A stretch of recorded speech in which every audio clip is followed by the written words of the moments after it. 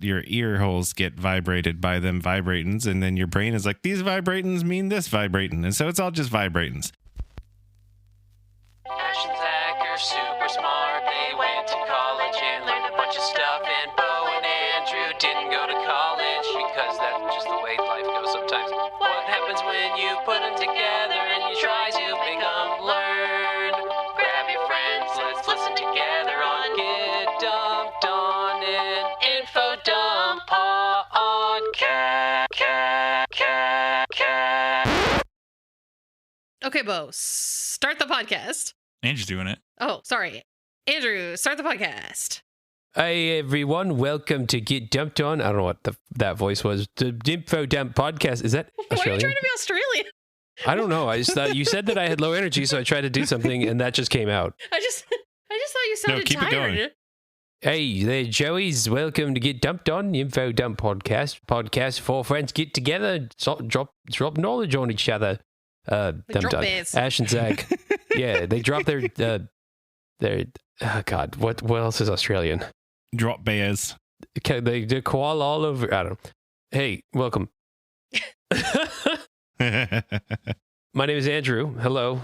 Again, the podcast where four friends get together. One person dumps their special interest knowledge on the other three. Two of the people are very smart. Two of the other people are, quote, quote, not as smart. Today's episode is hosted by Mr. Zach, but first I would like to introduce Ash. Hello. Hello. And now I'm going to introduce the old bogan Beau. Hey, it's me, Bogan Beau. I'm Oh my Bogan gosh, here. Bogan Beau. That's actually beautiful. Bogan Beau. He's in the building. And finally, the host of today, Zach. Why don't you let us know, one, how you doing, and two, what are you doing today? All right, mates, I'm going well, and I'm here to give you an info dump. You have to, That's a great idea. have to do, God. to do it the whole time. You have to do it the whole time. No, now. I'm You're not just- doing it. you I'm not already doing it. set- I'm not you doing set it. You set the precedent, and you fucking follow through. Do you understand? Hey, I've never followed through on anything in my life, and I'm not about to start today. There's no way Today's I'm the day you listening to that. changed that. Today's the fucking day. Just do it. Do it for me, and do it for all the No. millions and The millions of people. And millions. Yeah, the millions of listeners. Tell us about this episode. Hey, why do I say hey? I don't know. Fuck. Then I started saying You guys know what episode this is, This right? is the best one. This This is this episode podcast. 32. No, this is episode 33. Oh, well, Is it? I'm one behind then. I'm not paying attention. You're right, it is actually, 33. I This is missed one, so episode this is actually my 33. this is actually my 32nd one because I missed one. Remember Oh, okay. that one I wasn't there? Like the But worst. It's true. The worst one that was ever recorded. Conveniently, I wasn't there. Yeah, It's weird that convenient. one has the most views and most ratings. But No. it's interesting. That's just Justin's family. It's just sending it to the extended family. They just made so many emails to just keep up. Yeah. Like 5-star. We have to start the episode. Hey, no, hold up.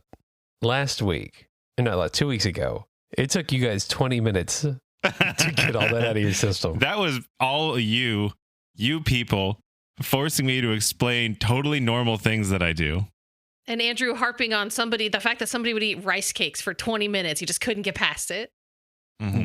No. You re-listen to that episode and you tell me that I'm the problem. You're the problem, and I'm saying it to you. All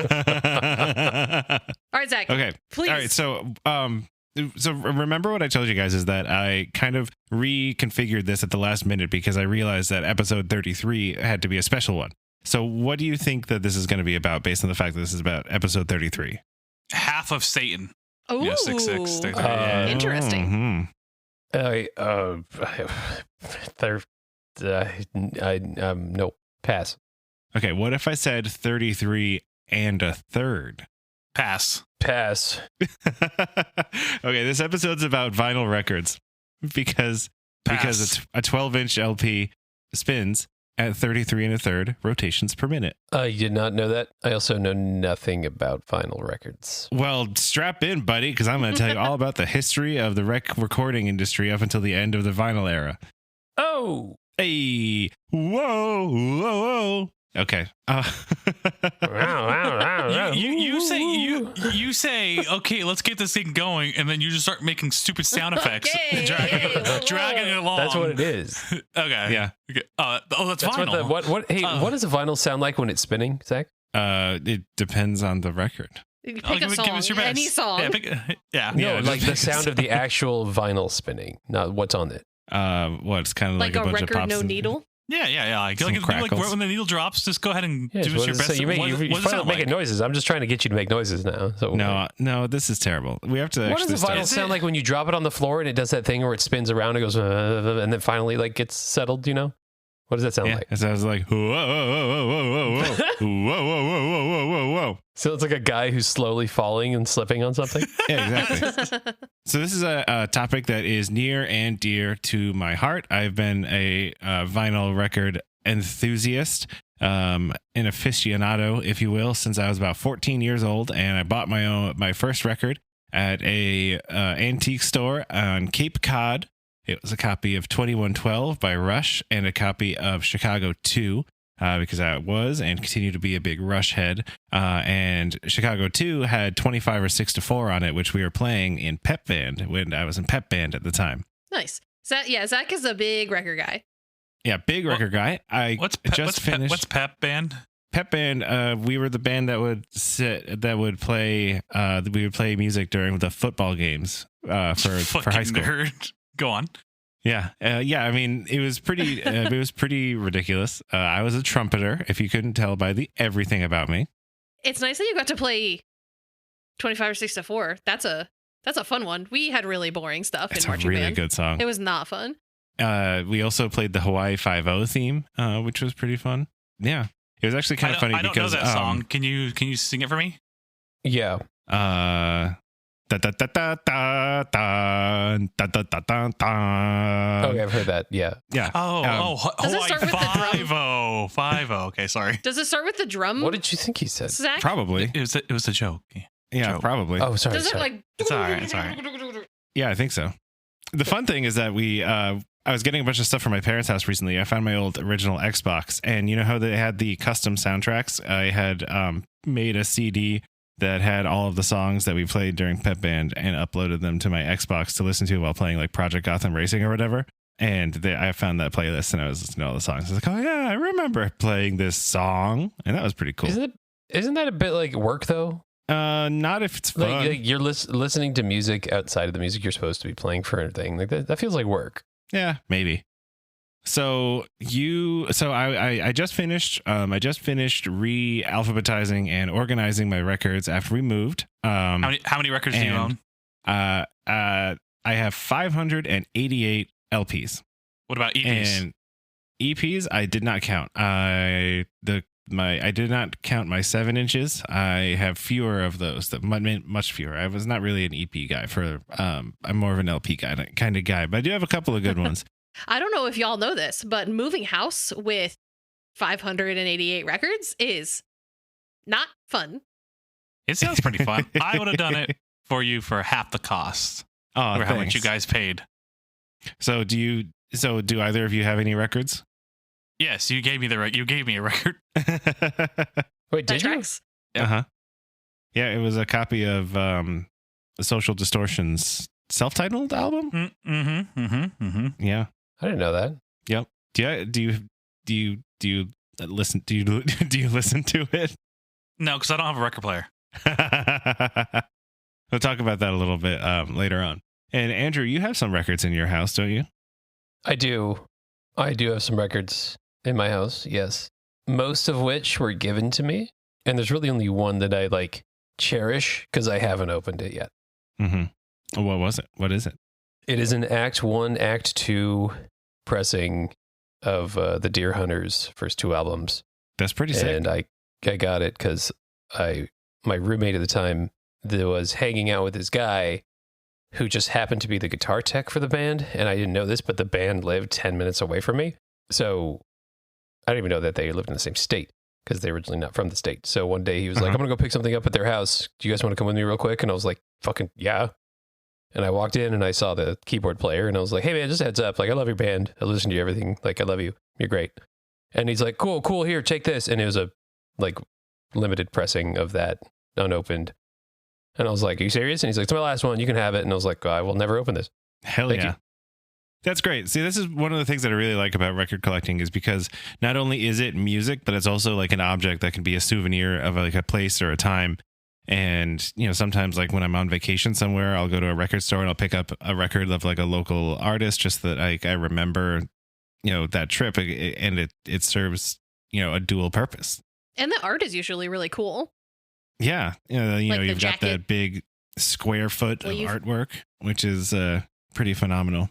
So what I've done is I've broken this up into a few different tracks. We're going to talk a little bit about how records work. We're going to talk a little bit about the history of music. I'm going to talk about some weird records that have been pressed. And if we have time, talk about the kind of crazy people that collect records. And some quick And stories. why that their I've name heard. is Zach. And why their name is yeah, exactly. Just a heads up, Zach. We also all three of us, we met before this in secret, and you're cut off at an hour. Yeah, the fact Well, that you then even it sucks suggested that everyone that if nobody we let have me start at the time- beginning. Oh, okay. Yeah, my fault. Oh. Yeah. Don't let them gaslight you, Zach. That did not It happen. was Ash's idea, by You the way. can talk as long as you want. Ash was like, "Look, I'm going to deny this, but this is this is what's happening." So how does a record work? That is a great question, and I barely understand it on my. So Did you Hey, ask Zach, how does a record work? did you ask yourself the question? Bo, how does the record work? Yeah, Bo, how does the record Bo, work? He was tell us what he was the posing record. the question to all of us. How does a record Yeah. work? Okay, Yeah, so but- what you do is Bo's going to let us know how a record works first, So and then Zach you, is going to. you take this agree with big circle thing. Sometimes, most of the time, it's black and it has like line ridges in between it, and you drop a needle on it. Like and ruffles. yeah, exactly, and that's where they got the Mhm. idea from Ruffles. Actually, is from this. So yeah, Makes sense to me. What if it Yep. was smaller and wavier and I could eat it? That's a CD. Exactly. Oh yeah, classic. Yeah, effectively a record. He's pretty close. A record is essentially magic as far as I'm concerned, because like a CD is, you know, a CD you can look at it and you're like, how is there music on this? This is bonkers. But at the very least, it's a computer. It's like computer stuff, so you can be like, oh yeah, it's computers. Computers do magic, and a computer makes the sound.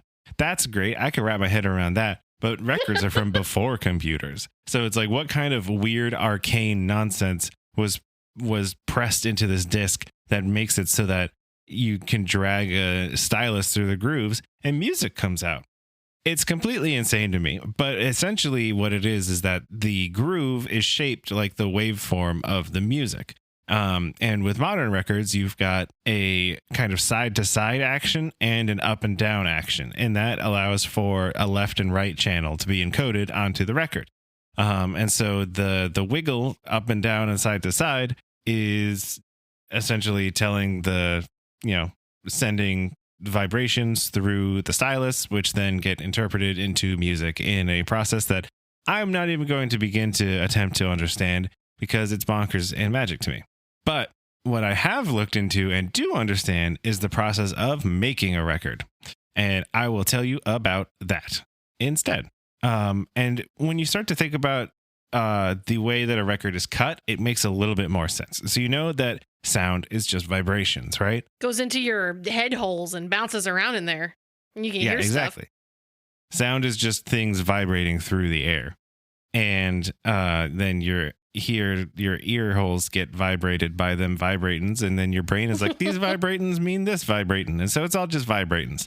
And basically, the first step of making a record is to cut the master from a lacquer. The lacquer is basically this big plate, which is it's like a big circle. I mean, it's a little bit bigger than the actual record itself. And it's just this flat, smooth lacquer disc.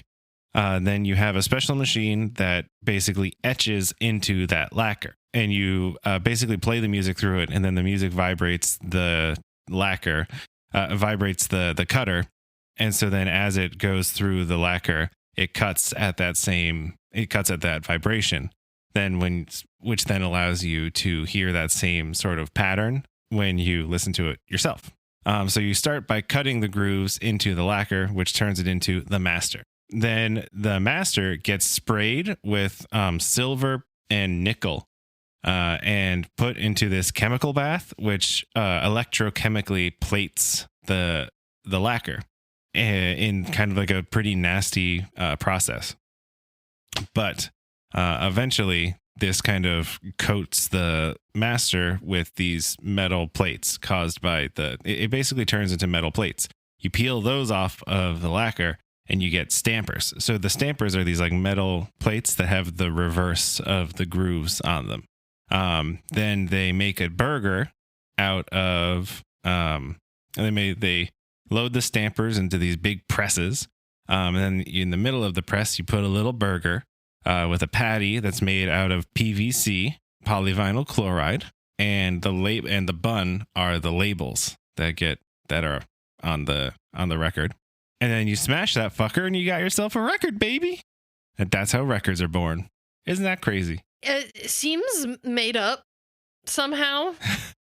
The process of making the stamper from the master is very confusing to me, but effectively they just electroplate it with that makes silver sense. and nickel. Because when we watch, I'm not gonna lie, I'm also very confused right now. when Yeah. we watch, Words. You said a lot of words. Lot of words. Basically, you take a disc, you cut grooves into it. You take you- the disc, you put how do you grooves know? there, How do you have know the- what grooves to cut? Like what produces the pattern of grooves to cut? Well, The you cutter. said it was like the vibrations in the cutter, Yeah. right? Yeah, the cutter basically vibrates with the music. So you play the music into the cutter, which vibrates Oh, with just I vibing, understand. dude. It's just straight all up vibes. You know. Yeah, It's all It's all vibes. vibrations. At I the end of the understand what day, you it's said all now. I vibrations. got it. Mm-hmm. And then when we watch old Tinkerer and he restores metal stuff, he does the like electromagnetic plating bath where he puts the nodes electrochemical. in. Yeah. Pretty much. Yeah, it's pretty much that same process. And that's how you create the stampers. So you've got something that looks like a record. Then you've got two stamps, one of which is side A and one of which is side B. And they look like the inverse of a record. So instead of grooves going into it, it's ridges going out. And then those stamp a little burger of vinyl to then create a record with grooves going in. Okay, quick 10-second version for a toddler. Go. You cut 9. wiggles into 8, you cut wiggles into a 7, disc, and then you make a thing 6, that has ridges instead of wiggles, 5, and then you use those ridges 4, to stamp a burger 3, into something with 2, ridges, with wiggles, 1. with the wiggles. It's all 0. wiggles. It's all the Wiggles. It's all And that's how the Wiggles and Wiggles were formed. vibes. It's the most famous Wiggles and band of vibes. Australia. Speaking of Australia. Yeah, speaking of Australia. Okay. Hey, Beau, when was the earliest recorded sound? Oh man, back in fucking my day, about 1502. I'm sorry, was that a prospector voice, sir? 1502. Only one person's allowed to do the Is it podcaster? Shit, I just podcaster. I just stroked out. I was at work for 11 hours today. Okay, I'm EPCP. Hey, I'm the old podcaster here. Oh, God. So you're saying 1502, Beau? Andrew, what do you think? That's what I said. If I had to guess, it would be wrong. But what do you think? That's Give me a my year. guess. Give me a decade. 8, 9, 4, 16. 416. Wow. The early 1800s. Maybe, yeah. The early 1800s? Yeah. Okay, so it was 1857. I was going to say mid 1800s, but it's fine. Yeah. A guy named Edouard Léon Well, Ash was Scott. the closest Yeah. to not going over. So It's Price is true. Right rules. Ash wins. You win. I'll give you a kiss later. Oh, yay. Oh, damn it. I wanted that. Fuck. So a fellow named Edouard Léon Scott de Martinville invented something that he calls the phonoautograph, which was entirely useless. Is that a phonograph? No, it's the phonoautograph. And there's a very good reason. It's worse. Look at this Phonoautograph. photo autograph. And there's a very good reason why you have. There's a very good reason why you haven't heard of the phonautograph before, and that's because it was useless.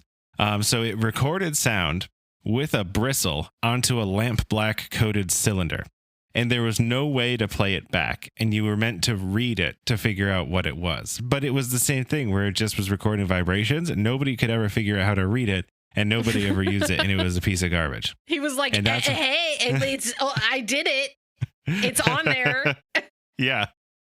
That's what are you? That's like there's something in my pocket right now, but you can't find out what it is. And but I'm not it's there. going to tell you. Yeah.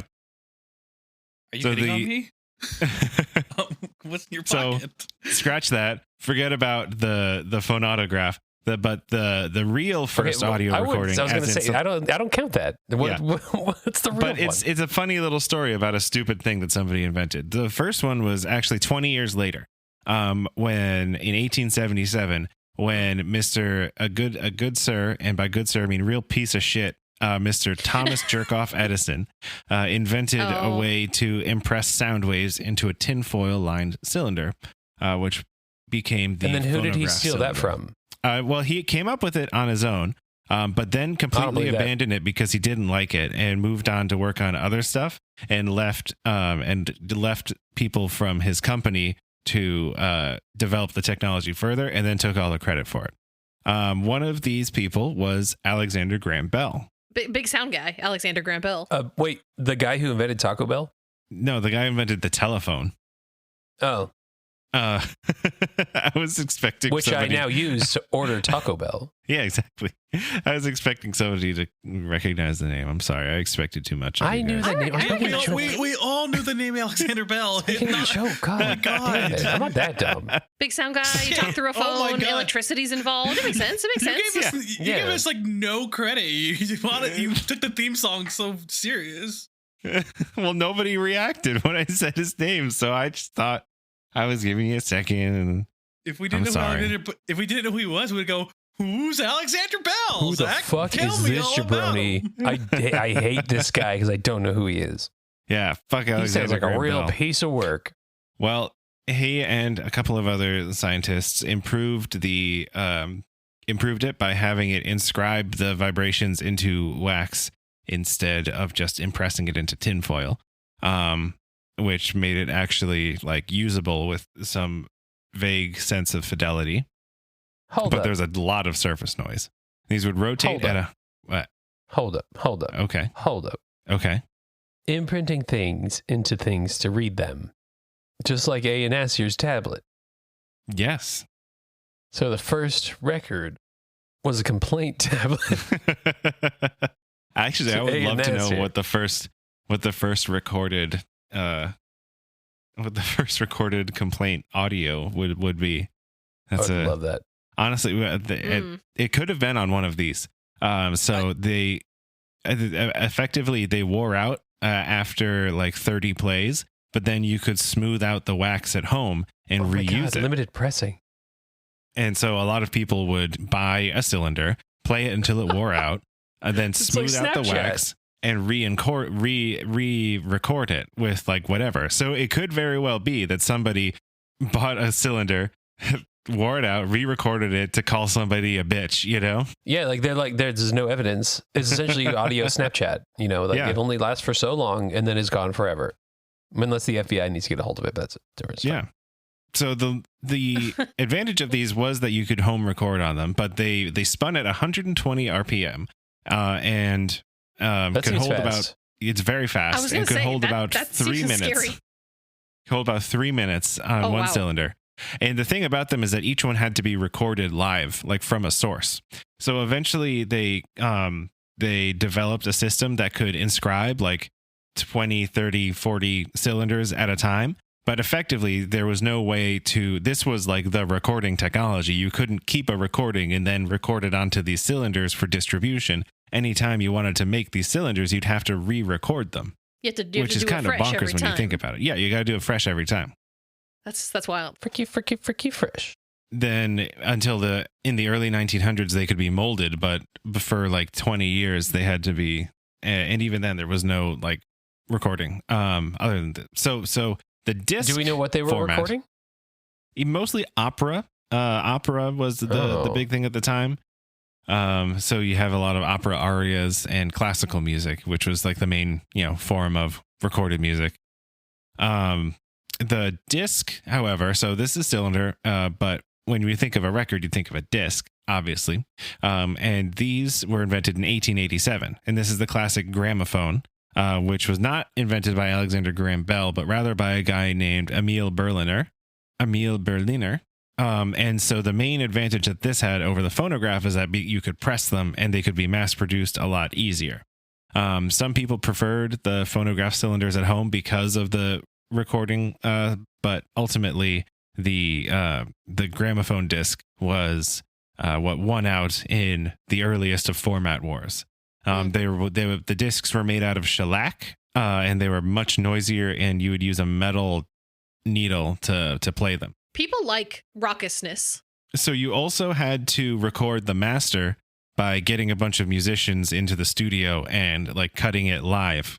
They would basically cart a group of people into they would cart a bunch of people into the studio and have them play into like one of those big like horns that you see like on the gramophone. They would like a really big one, and then that would vibrate the needle and cut into the master that they would use to press more of these. Wow. Well, you had to do it perfect every time. I do know this part is that's how they would record that. They would get everybody inside a tiny studio and just play and hope for the best. And this is why a lot of popular music at the time was very heavy in brass, because brass was the loudest and reproduced better than quieter and lighter instruments. That's the Which is entire kinda reason wild. why the saxophone exists. Pretty much. We watched a whole puppet history about it. And we went to the museum and saw all of the instruments that he invented. Puppet Yeah. history. So it was just puppets telling the story of it. It's a YouTube show There's called more Puppet to- History on Watcher. Are It's they very good. are they puppets? It's one puppet. He hosts it. Mhm. Oh, carry on. And then there's a song at the Although end. there's more puppets now. Yeah. So like I said, the gramophone discs, they were made And of there's always shellac. a They were puppet 10 song inches. at the end. Yeah. Sorry. And they played at 78 RPM. So, hey, why 78 RPM was the first RPM for these? This is pick the correct one. Is it one? It is a factor of how motors worked at the time. 2, it would make the disc hold the exact length of Emil Berliner's favorite song. Or C, it would create a strobing effect with the grooves that people liked to watch while they listened to their records. I do like a good strobe. Mm-hmm. Oh, you said strobe. I thought you said stroke. I also do like a good Jesus Christ. strobing. I'm torn between A and B. I'm going to go with A. I'm going to go with motors. Yes, so this was essentially a factor of how motors worked at the time, which is Okay, the yeah. most Oh. boring answer, I'll agree. But with the way that the motors worked, it was pretty much one speed. You'd crank it and then it would go back. And 78 RPM was just how fast that they ended up going. And it ended up being standardized even as motor technology improved. The second one, though, the disc length, the exact length of Berliner's favorite song, that is a one that I took from the reason why CDs hold 78 minutes of music, is because when they were being developed, it was made sure that they could hold Beethoven's 5th or 9th symphony. I don't remember which, but which was see. usually 78 minutes long. So, fun fact. That is That's fun. a long ass symphony. Yeah, right. That's a thing I hadn't considered about record players. Is like that you had. I mean, I guess like it makes sense, but like when it was first starting, if you had a motor that was like a little more powerful, then your song would be like too fast. And this is why it's the same problem with early movies when these things were kind of cranked, like hand cranked before electric motors were so much of a thing. Is that a lot of the times you'd have to worry about the speed not being entirely standardized. But thankfully, that has been fixed. So 78s, these 10-inch 78s, they held about 3 to 5 minutes aside. And so to sell more than one song at a time, they would sell them in books. And you'd basically have a book with these like brown paper sleeves in it. And you'd have, 5 or 6 78s in it. And this is where the term album comes from. Oh my gosh, that's fun. So because you're That's a basically wonderful fun buying an fact. album of discs. Yeah, isn't that cool? It's like a photo album, but Interesting. for your music. Exactly. I love it. So these gramophone discs were super duper popular, and a lot of them sold over 1 million copies. The first to do so was an aria. So it was opera. It was an aria from Pagliacci called Vesti la Giuba. Vesti la Giuba. Performed. Pagliacci, is that the sad clown? Yeah, that's the sad That's clown one. Pagliacci. Pagliacci. There's a G in it. I'm not Italian. I don't know.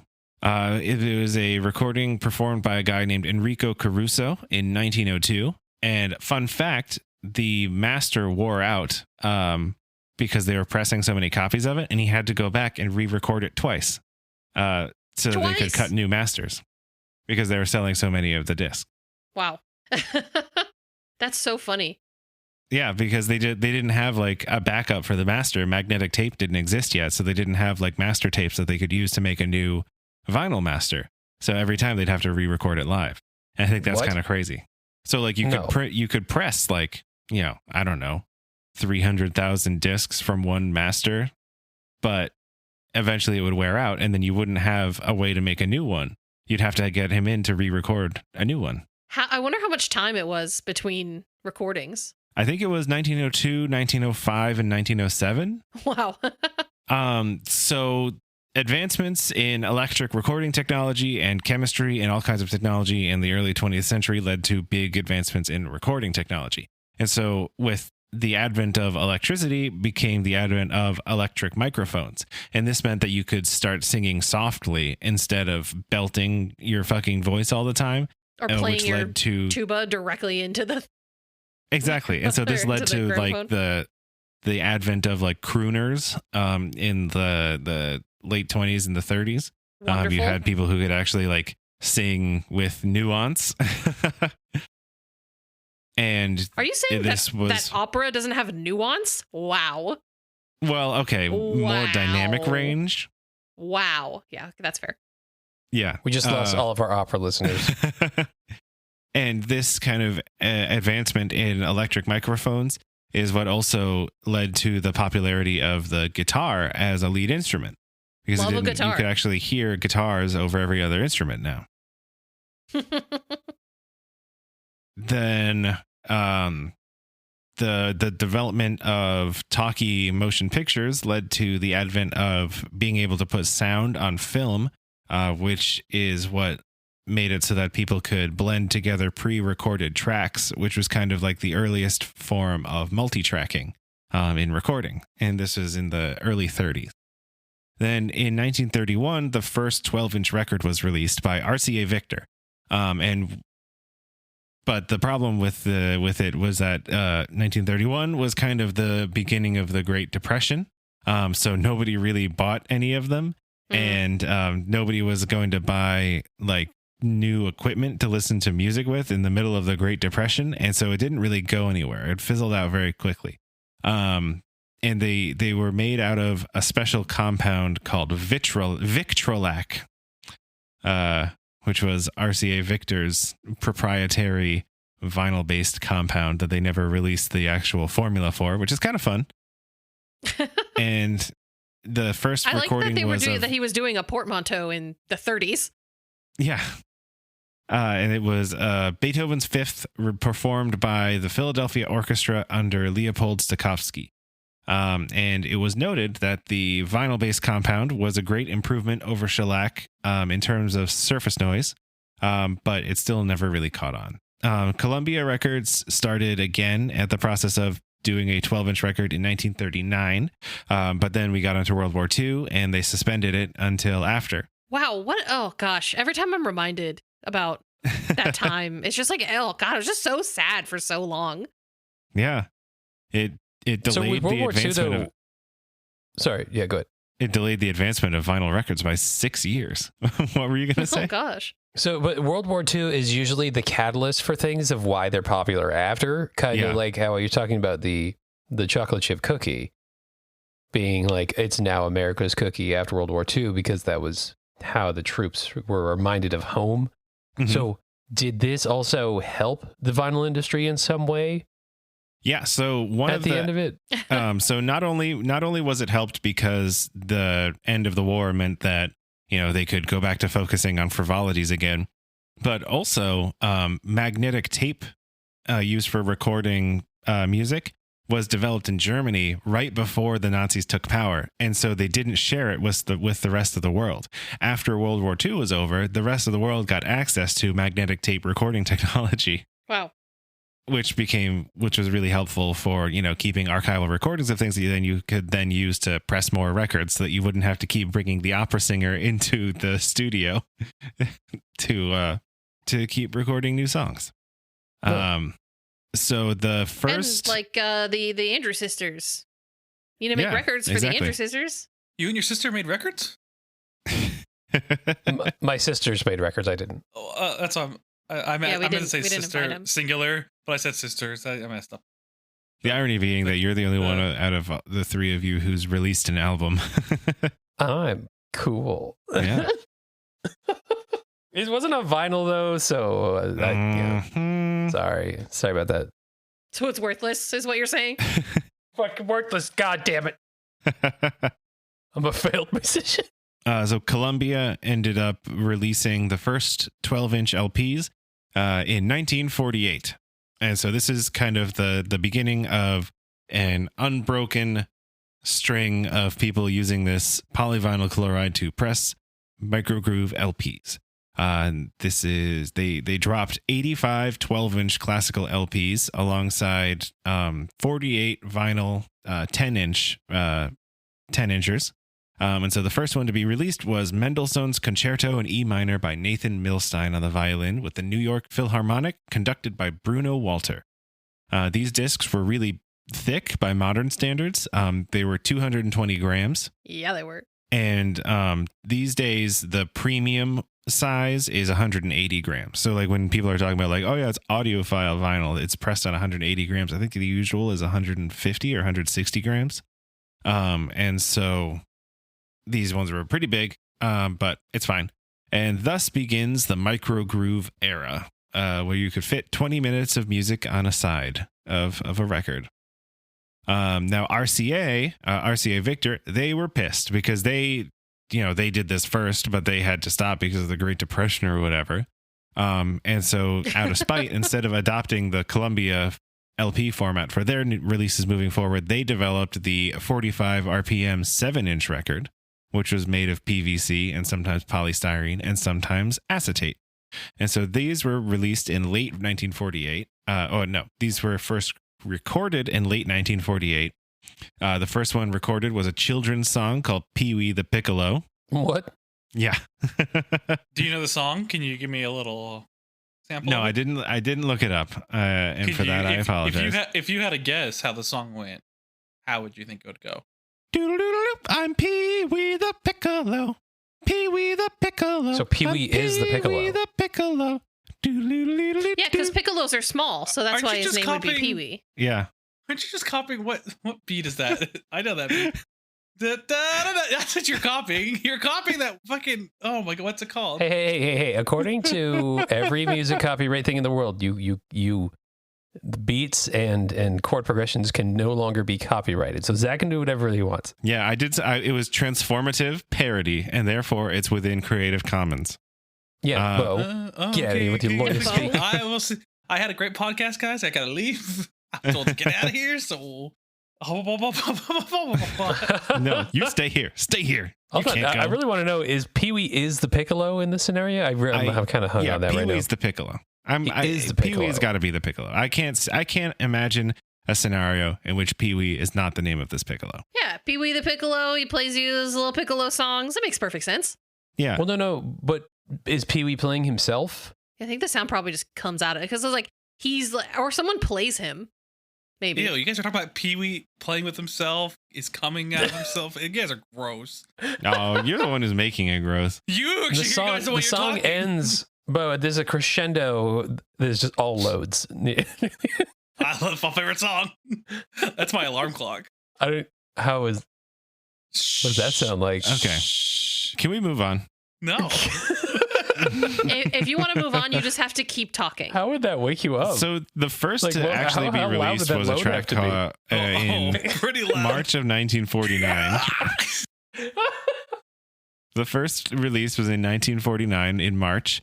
It was a song called Texarkana Baby by Cottonseed Clark and Fred Rose, performed by Eddie Arnold. And it sounds exactly like what you'd expect it to sound like. Andrew, You know, what do you you know, give me- all Cottonseed said a lot of racist things. He just sounds like a racist Oh, guy. no. Yeah, why don't you give me a few bars of Texarkana Baby? Not Beau. But what does it sound like? I'm putting my babies in cans. I got nothing.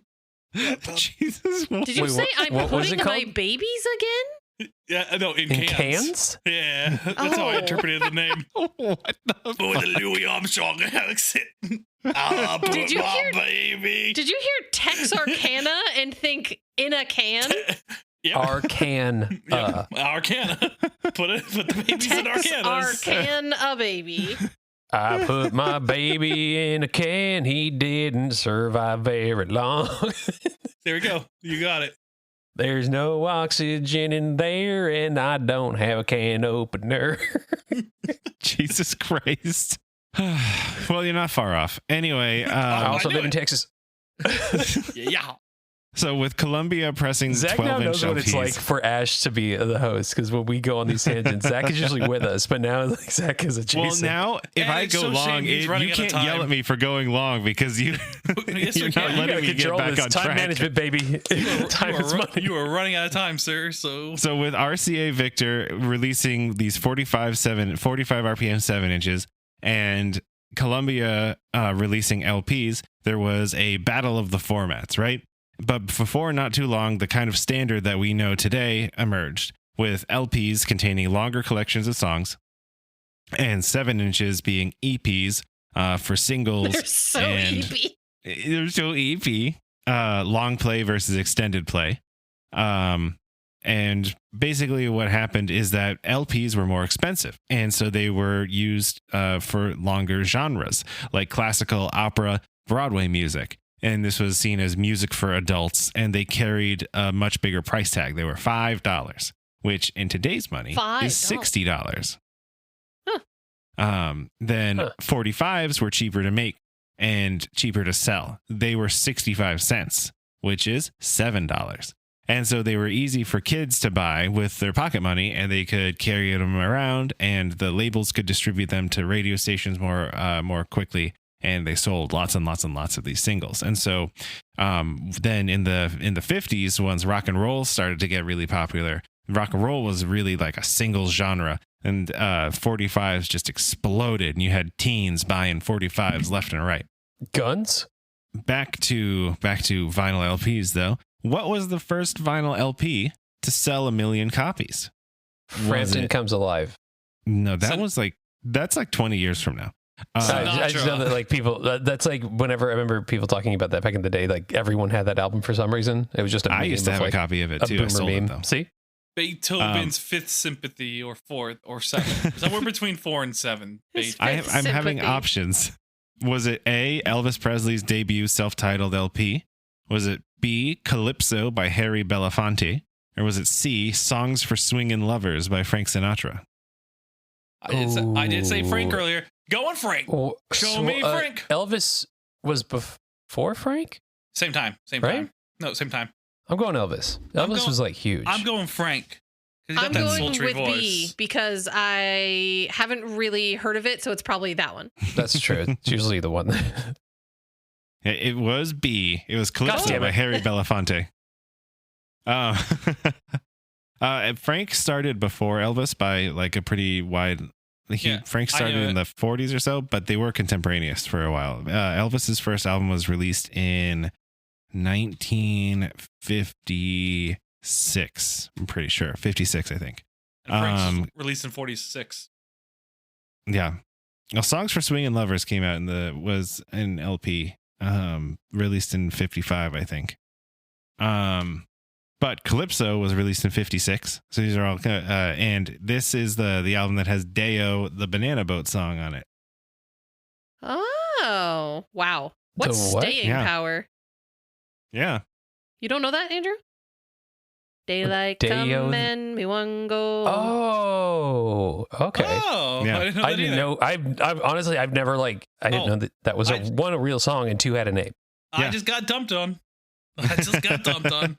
That's what I Everything hear, else- baby. everything That's else what I I'm knew. doing. Everything else I knew before, and you're just reteaching me. And so that LP was the first LP to sell 1 million copies, which is kind of wild. It was not the first album to sell 1 million copies because, I mean, there were 78 albums. So this was the first vinyl LP. I believe the first 78 album was Bing Crosby's White Christmas in the 40s to sell 1 million copies. Like, as an album. Let's be real. That was a fucking banger. Yeah. Classic. Talk about Bing staying Crosby. power. Yeah, sing it for me for a second. Hey, real quick, let's just give it up for Bing Crosby. You know, Oh, God. give it up. I don't want to do that. So vinyl records were established as a thing, but there was still a lot of development to be done, and people experimented with the format for a while. Originally, all of these were mono recordings, right? There was just one channel of sound, and it wasn't until 1957 that stereo records were developed. And you needed a special setup and a special needle to play stereo records. But everyone was like, oh, well, I have 2 ears, so of course I want 2 speakers. And so this took over pretty quickly. And why use one ear when 2 ear better? Exactly. And so most labels discontinued their mono records by the end of the like mid 60s. Oh, Swift. In the 70s, quadraphonic records became a thing. But those required even more equipment. And quadraphonic records are insane. I was reading. I only have 2. Yeah, right. So it would be 4 speakers, and the way that it worked was that the grooves contained the standard move to side and up to down for left and right, but there's not another way that you can have it move, right? For the 2 more channels. And so what they did was that the left and right channel had high frequencies that your ear couldn't hear encoded into the grooves. Then you'd put the signal through a special decoder that would take those high frequencies and turn them into the back left and back right speaker channels.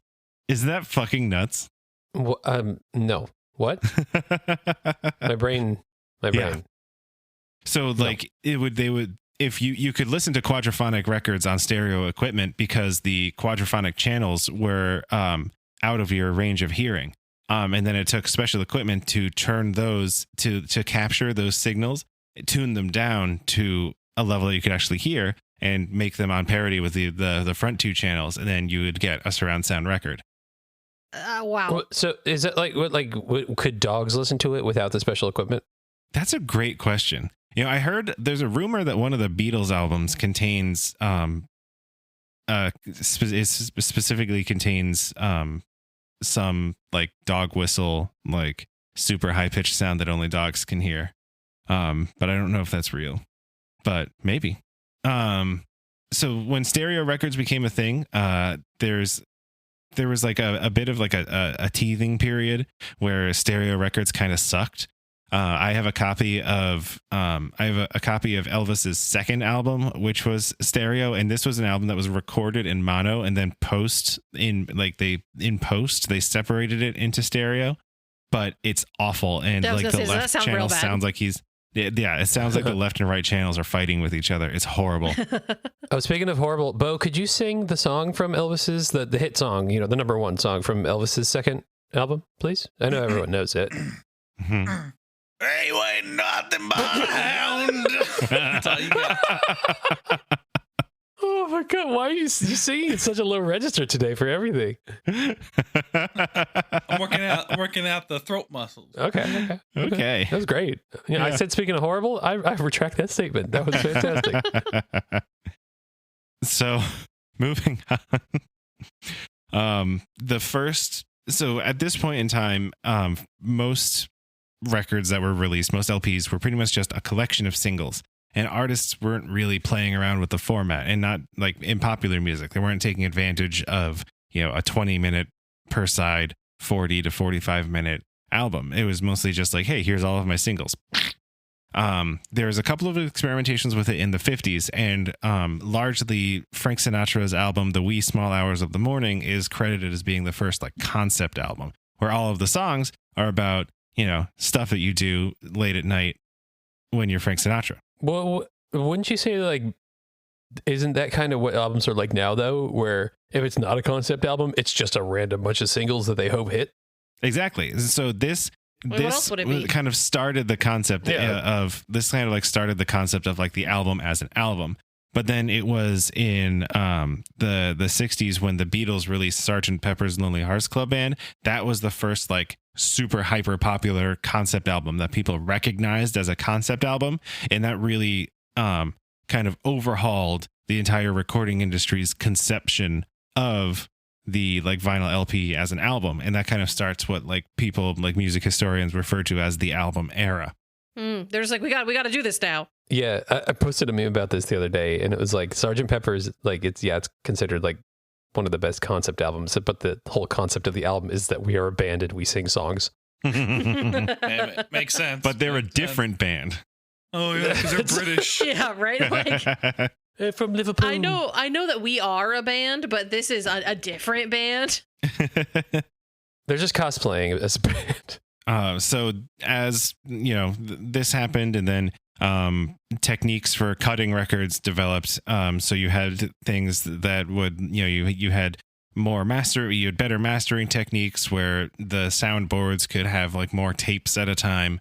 And then you had the introduction of new instruments over time. And other like specialist labels would start doing half speed mastering, where when they were cutting the master, they would rotate it at half the speed and play the master track at half the speed.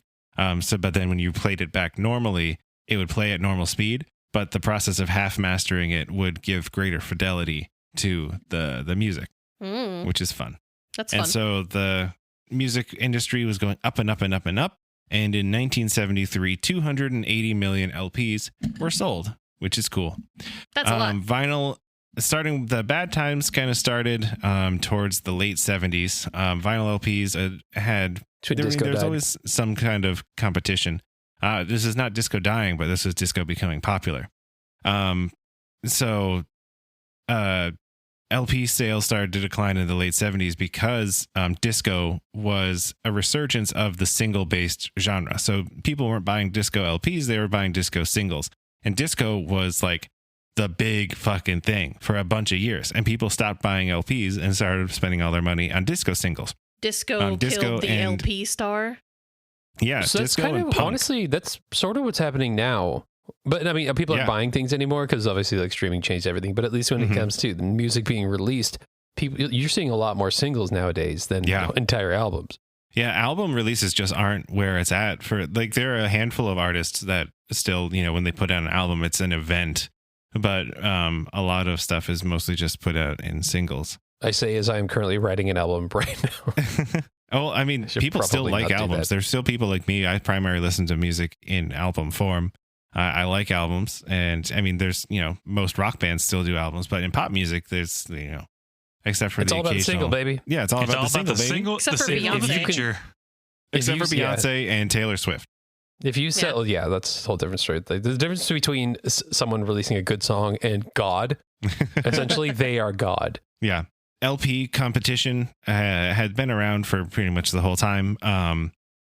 The first big competitor was 8-track tapes, which were introduced in the mid 60s, and these had the advantage of you could play them all the way through without flipping, but LPs still had greater fidelity.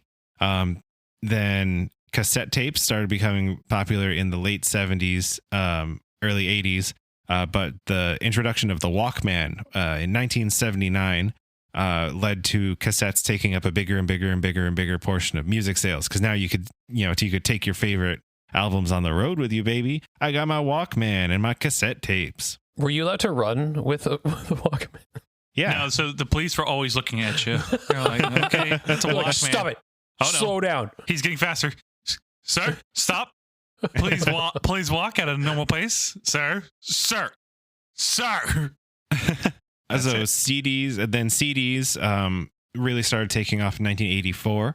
And again, this was Sony's fault. They released the Discman in 1984. Classic. And so from there, you just see decline in vinyl sales. Vinyl sales become a smaller and smaller piece of the pie when it comes to music industry revenue. And by the 90s, vinyl runs for new albums were really small. And so major labels mostly abandoned vinyl. But indie and enthusiast labels kept the industry limping along until the modern day resurgence started in the mid 2000s. And this is why, if there's ever an album that you want like an original pressing of from the 90s, if you can even find one, they're usually super expensive because they had very small runs. But like a lot of independent labels like Estrus were releasing stuff on vinyl, and a lot of the underground DJs kept releasing their music on vinyl as well, because DJs were still, just doing vinyl for their shows. But like, so what caused the resurgence in the 2000s? it was largely nostalgia. You can't really put one like thing on it, but it's the like 30-year cycle, people are looking back at the That's 70s So true. and they're like, oh, look at this cool thing. Then I can also see it as kind of being like a retaliation against like the music being digital era. People wanting to be able to own their music in the most physical possible format, Well, also with vinyl, the sound quality, people will argue that is like the best sound quality you can get. Mm-hmm. It's vinyl is an interesting one because I feel like the floor is very low and the ceiling is very high. You can have a lot of variation. It's a terrible house. From yeah, a lot of variation from record to record in what the sound quality of it is.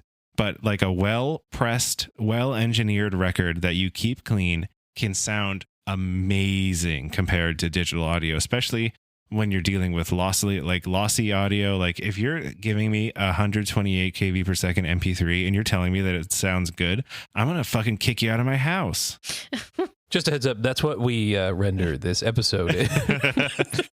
But that's fine because it's just people talking. It's not music except for the intro song. So I was pretty enthusiastic. I mean, I was enthusiastic about the vinyl resurgence. I started collecting records a little before, like the real vinyl boom. But you it was, Zach, you did Such say a on this hipster. podcast, It was cool. you were a snob. You did say this in the podcast and in Yeah. real life that yeah, you I was a snob. you were. I'll admit it. And I bought a lot of records when I was in high school at the local antique store. And then it was when I, went to college or like got jobs that I could like actually spend money on new records. But I don't think that I bought my first new record until probably like 2011 or 2012.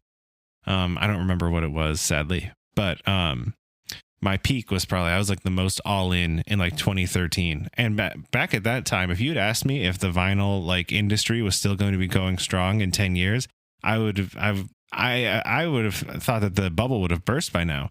But the vinyl industry is still going very strong, which I love. I'll buy some of my new favorite albums when they come out. I'll buy them on vinyl.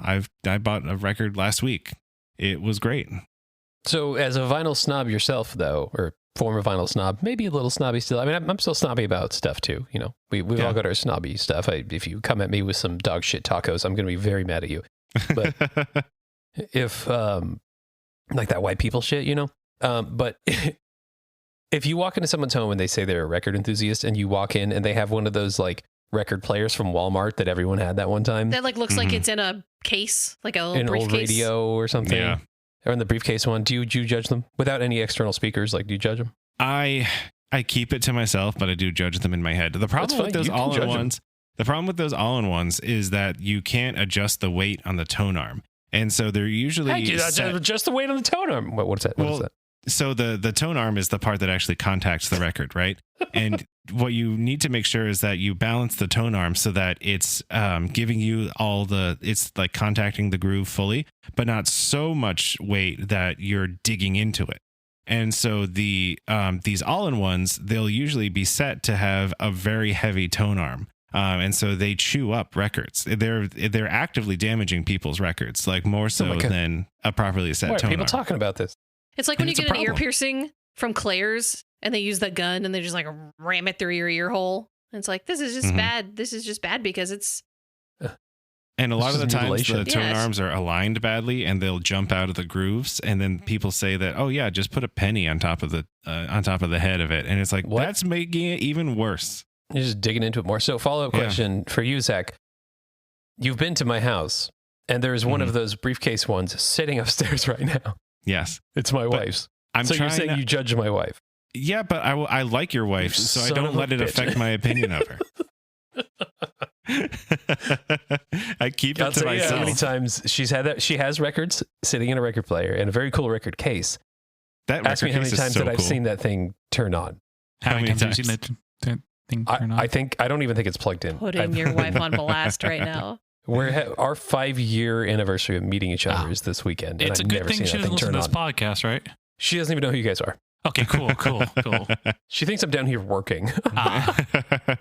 So she's a fucking monster. Oh, geez.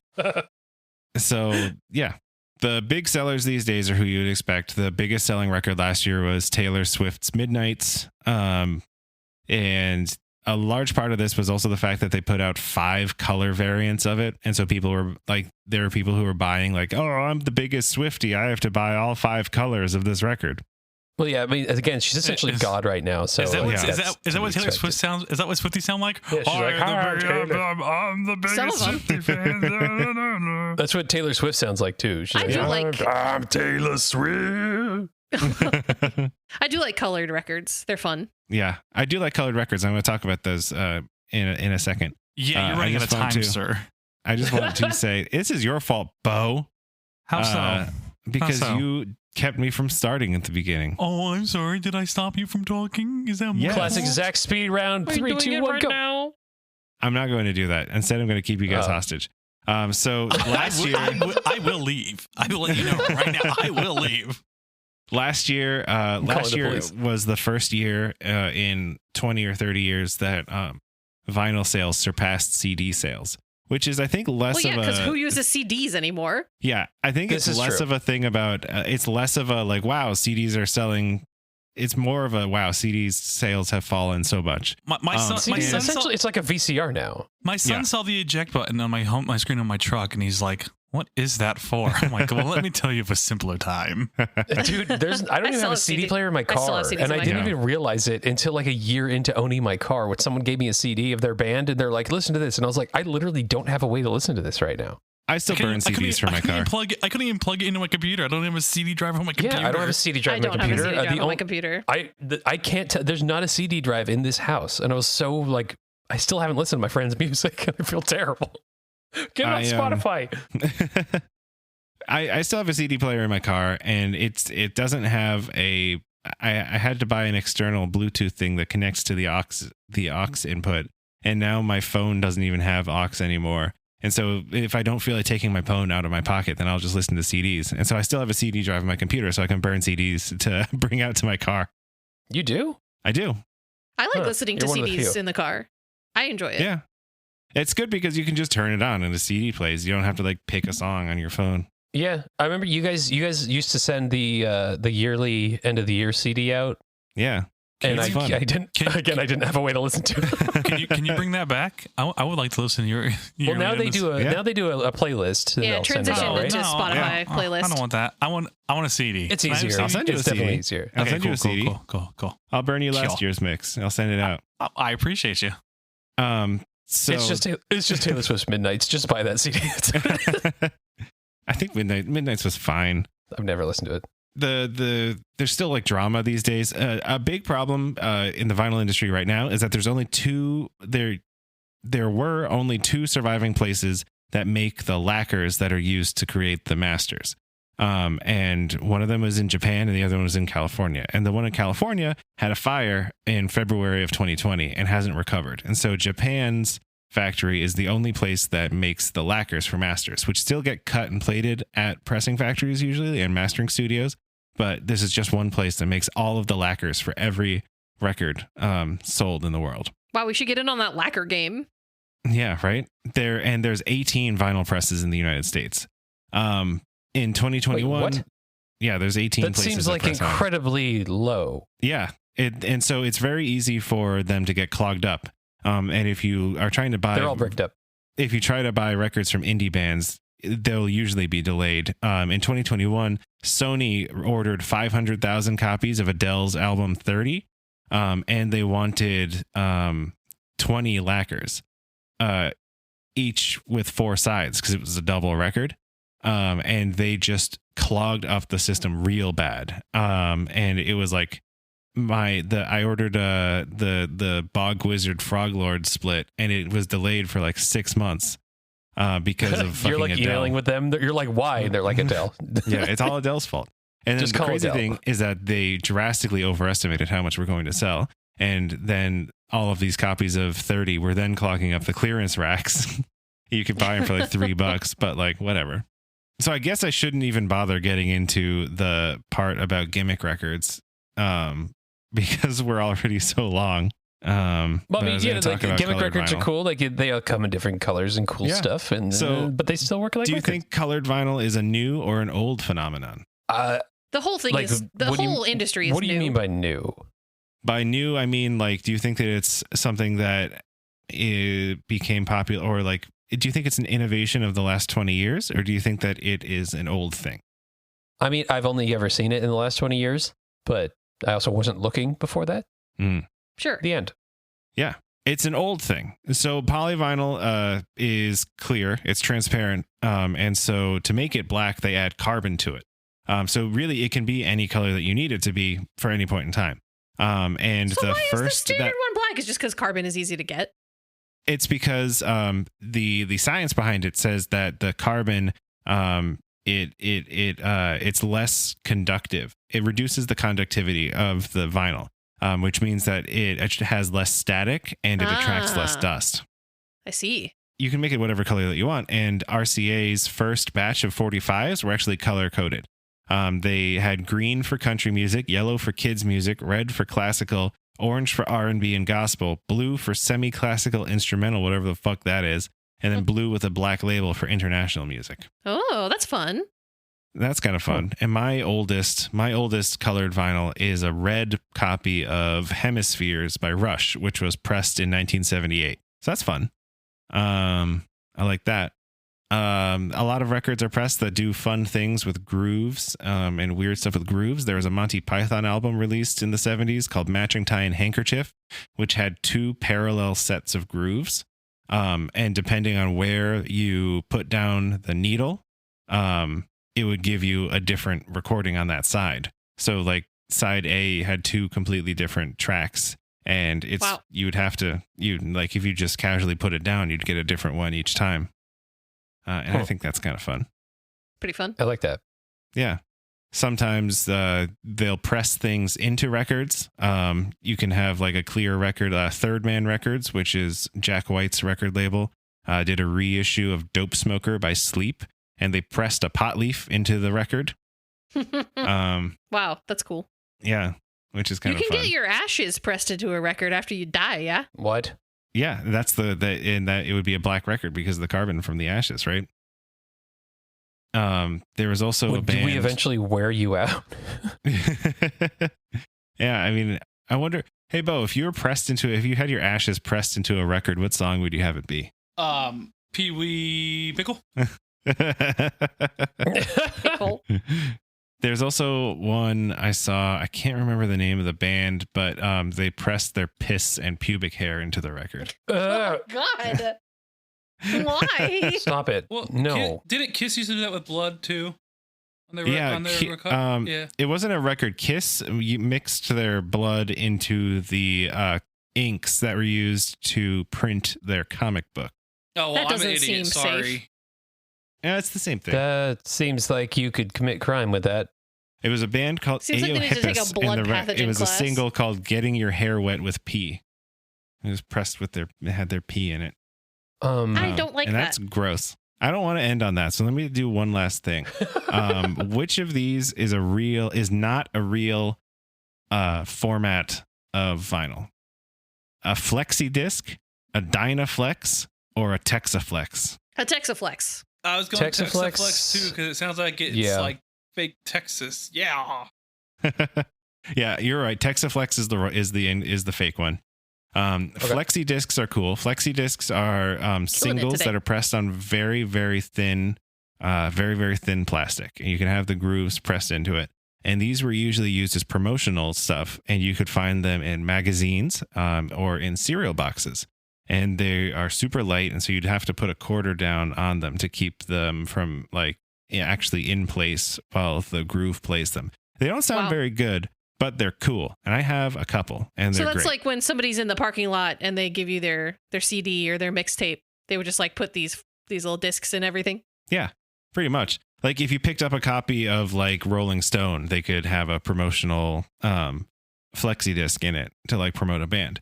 Or at one point, I think like, some breakfast cereal had like their commercial jingle on a flexi Put disc gospel that they songs kept on in it the and go box. door to door. Yeah. Then Dynaflex was introduced in the 70s during the oil crisis when there was not as much oil to go around.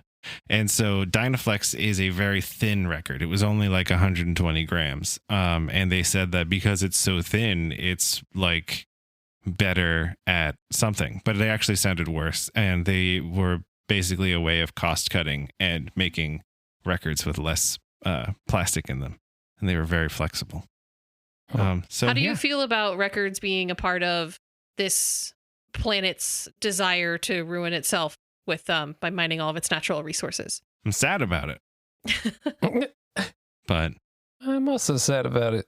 yeah, But also you get to listen to fun music sometimes. So like yeah. So there's wins okay, and so then losses, there's let's pros just, and cons. let's just abolish vinyl from now on. No, vinyl is We the cool with that? only plastic allowed from now on. No, think it's we're cool with time that. for it to go. Goodbye, vinyl. I hate to see you go. Goodbye, vinyl. It's time for you to go. So yeah, I've got a few more things, but I'll stop it there. Just so that you guys don't rebel against me. If anyone wants to learn my last couple of facts, I tell you they're pretty good. Send us an email and I'll email you my notes. And you can learn about what the most valuable record was, or why there's one specific pressing of Led Zeppelin 2 that's worth much more than all the others. Do not ask for the notes. I want ask him to email you an audio recording of his last bit, a bonus Okay. episode, bonus material via Release on our Patreon, aka our email address. the Zach after show where he hosted too long and ran out of time. I'll do an after show with you, Zach. Oh, thanks. So what was your favorite part? What was your favorite thing that you learned this My episode? favorite thing that I learned is the origin of where albums came from. That was a little album of all your little records that you could put in a little book that came in a book. Love it. Oh, that's pretty good. My favorite is Thomas Edison basically invented this. Good guy, Thomas Edison, I always say. Big fan of Edison. Yeah, Edison was I a got- bitch. I got his face tattoo on my chest. That's how much I love Jesus Edison. Christ. He was ugly, dude. Yeah, so Was is he? my chest. But I love him. Hey, two wrongs make a right. You know what I'm saying? Before he goes to bed at night, he just taps his chest. I love you, Eddie. It's for you, it's for This you, one Eddie. Gives it a little Big up kiss. for you, Biggie. And Andrew, what was your favorite thing you learned? I like the whole thing. I learned a lot. I famously always say what I don't like. I don't have anything I didn't like about this episode. That was a good one. I don't like Oh, that thanks. they thought that they were going to sell more Adele records than they did, and so they messed up everything for everyone in the process. Yeah. I think didn't- Adele needs to go to jail. We are an anti-Adele Adele. podcast going forward. I the like important Adele. thing is that when I did Nope. eventually get my We gotta copy of stand Frog the in the ground. Bog, it was a very good record. If anything, boycott Sony, right? No, Yeah, boycott Adele. Sony. Nope. Everyone with Oh me. no, we just bought a Fuck Sony TV. Adele. Fuck. Fuck Adele. Why you guys aren't chanting with me?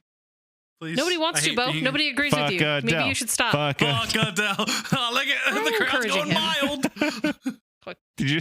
More like the crowd's gone mild. That's what I said. That's what he Literally said. just said it.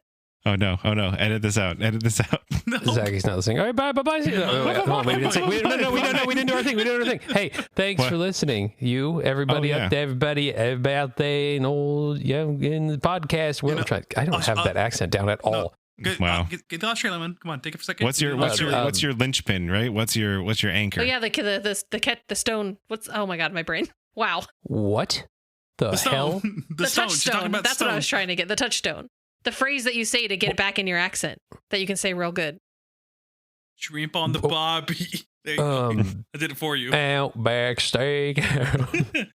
Foster's. It's Blue Australian Marines. for Just beer. right. That's not a knife. That's a knife. Hey, thanks for listening to this episode of Get Dumped On, an infinite podcast about vinyl and music and everything in between, and CDs and Walkman, and Beau doing deep singing. Deep was a great time. singing. If you have a favorite record, please Buy the let me vinyl. know. You nerd. Yeah. If you have a favorite album, buy it on vinyl. Tell me what your favorite vinyl record is. Tell me what the most you've spent on a vinyl record is, and what the album was. Because I'd like to know. And Yes, please. And make sure you follow us on Instagram at GetDumpedPod or send us an email at getdumpedpodcast@gmail.com. I'll post a picture of the most expensive album I own. The answer may shock you. Oh my God. Until then, thank you for listening. We'll see you next week. Every Wednesday, Humpday Dumpday coming at you. Goodbye. I'm not actually going to do that.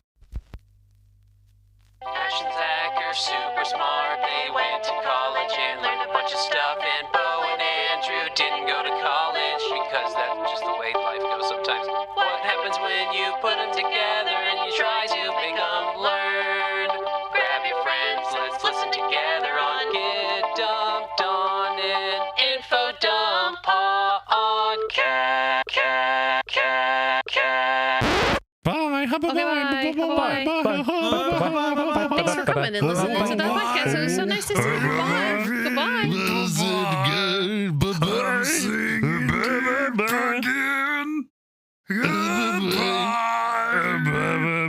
I went through myself. Bye.